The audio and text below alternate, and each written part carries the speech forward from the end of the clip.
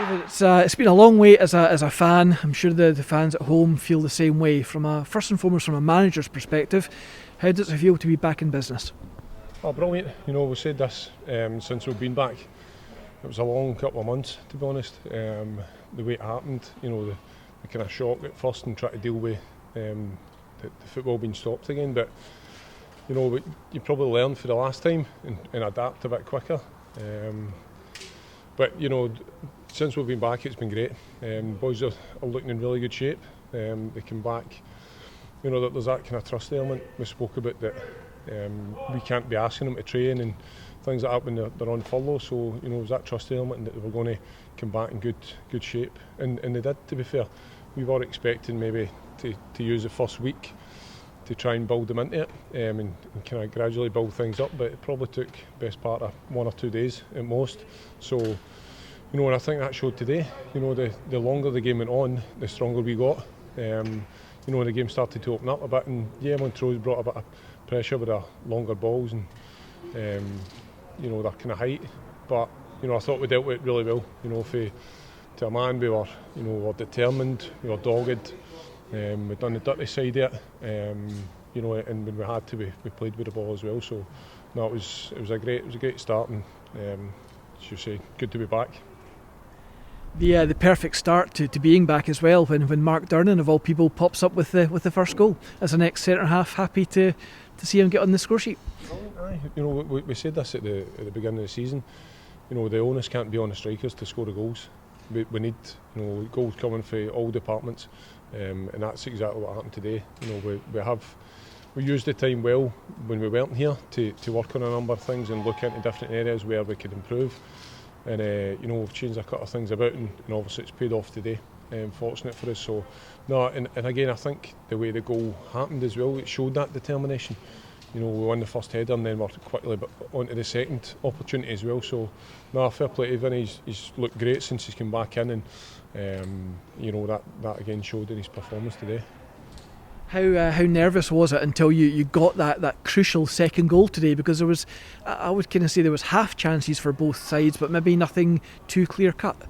Yeah, well, I mean, I'm unsure at the moment, but I don't know if Montrose had a shot at goal, to be fair. But yeah, I know what you mean. There was those kind of pressure points where, as I said, putting the longer free kicks in and trying to get the boys with height up. I thought we dealt with it well. I was comfortable in that sense.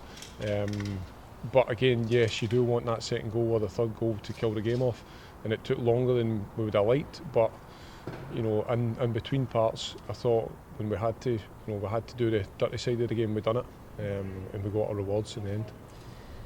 A few fans were talking about, as you've just said there, the dirty side of the game. Somebody made a comment to me pre-match that they don't care about pretty football at this stage. If they said if it was 7 of the ugliest 1-0 wins they've ever seen in their life, they would take it. Would you agree with that? I don't care. It doesn't matter.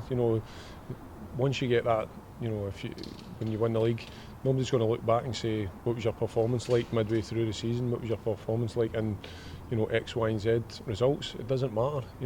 At the end of the day, you're promoted and you're in the league above, and that's subjective. So as we said to the boys today, and we always say to them, if you win the battle, then we've got good enough players to go and get on the ball after that. So and today was massively about that. We won the battle, and then we won the game.